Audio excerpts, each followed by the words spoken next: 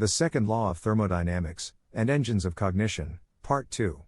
The second law of thermodynamics is actually probabilistic in nature. If you ask about the probability of hot water spontaneously entering the cold water and electricity state, the probability does exist, it's just very small. This doesn't mean Liouville's theorem is violated with small probability. A theorem's a theorem, after all.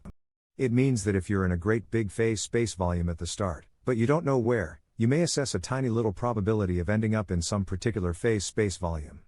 So far as you know, with infinitesimal probability, this particular glass of hot water may be the kind that spontaneously transforms itself to electrical current and ice cubes.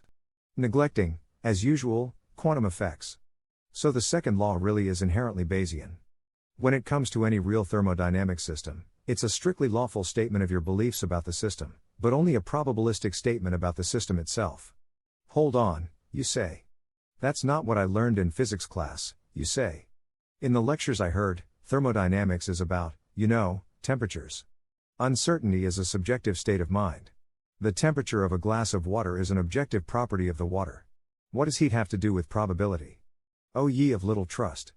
In one direction, the connection between heat and probability is relatively straightforward. If the only fact you know about a glass of water is its temperature, then you are much more uncertain about a hot glass of water than a cold glass of water. Heat is the zipping around of lots of tiny molecules. The hotter they are, the faster they can go.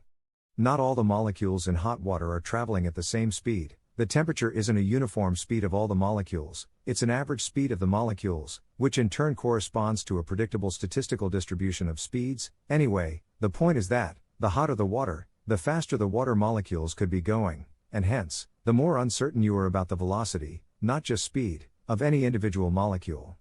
When you multiply together your uncertainties about all the individual molecules, you will be exponentially more uncertain about the whole glass of water. We take the logarithm of this exponential volume of uncertainty, and call that the entropy. So it all works out, you see. The connection in the other direction is less obvious. Suppose there was a glass of water, about which, initially, you knew only that its temperature was 72 degrees. Then, suddenly, Saint Laplace reveals to you the exact locations and velocities of all the atoms in the water. You now know perfectly the state of the water, so, by the information-theoretic definition of entropy, its entropy is zero. Does that make its thermodynamic entropy zero? Is the water colder, because we know more about it?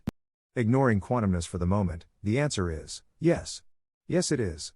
Maxwell once asked, why can't we take a uniformly hot gas, and partition it into two volumes A and B, and let only fast-moving molecules pass from B to A, while only slow-moving molecules are allowed to pass from A to B?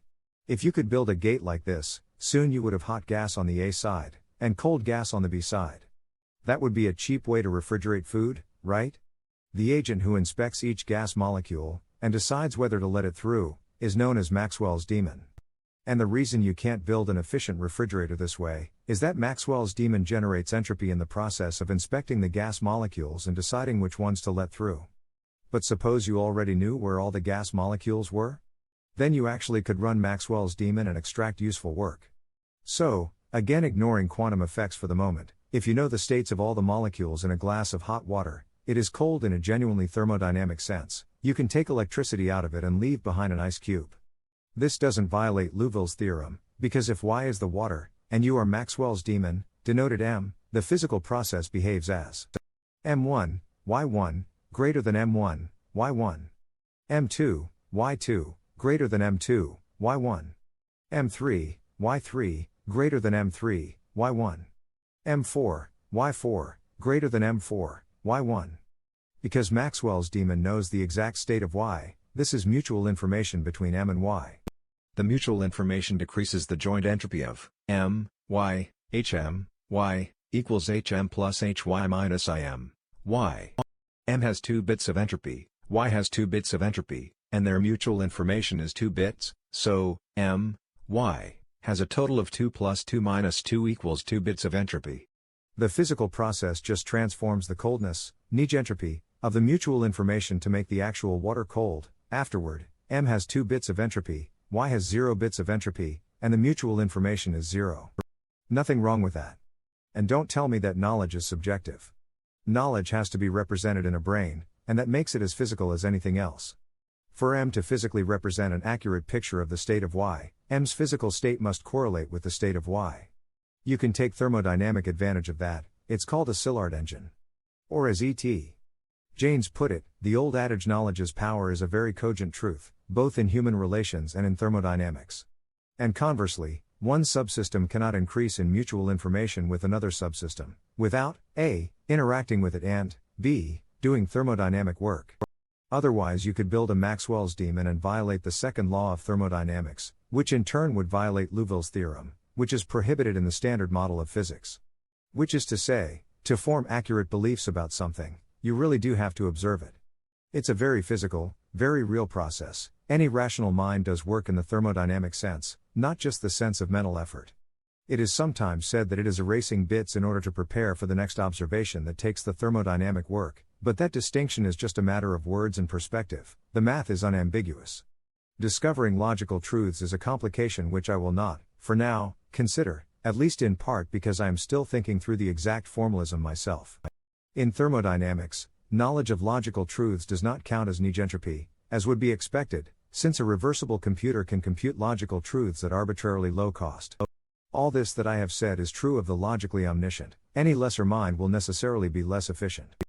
Forming accurate beliefs requires a corresponding amount of evidence as a very cogent truth both in human relations and in thermodynamics. If blind faith actually worked as a method of investigation, you could turn warm water into electricity and ice cubes.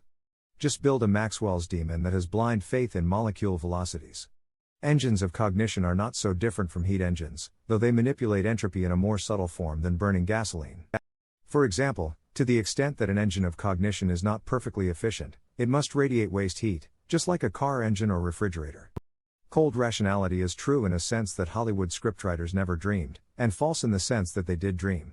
So unless you can tell me which specific step in your argument violates the laws of physics by giving you true knowledge of the unseen, don't expect me to believe that a big, elaborate clever argument can do it either.